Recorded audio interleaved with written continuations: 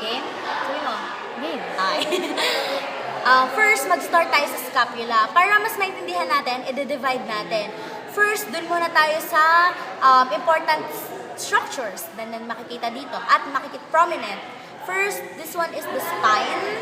Tapos, connected to the spine is the acromion. And then, this one is the glenoid fossa and the coracoid process. And as a whole, this one is the blade. Next, dun naman tayo sa fossa. This one is the subscapular fossa because dyan kumakabit yung subscapularis. And then, this one is the supraspinatus fossa.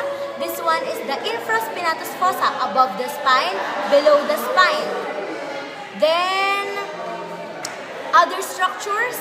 This one is the infraglenoid tubercle, below the glenoid, supraglenoid tubercle.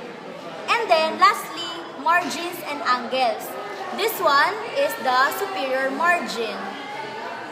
This one is the lateral margin. This one is the medial margin.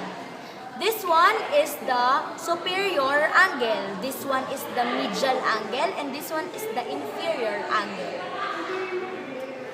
So, paano kinakabit yun dito? Paano kinakabit? Well, itong sa may subscapularis, yan yung anterior. So, ito yung nag-articulate. Ito yung kadikit ng mga ribs. So, pag gagalaw siya, ganito. Okay. So, ganyan. Okay? So, right. Oo. Ay, Anong right, left? ay. So, Diba, doon. left ko? Ayaw nga sabi.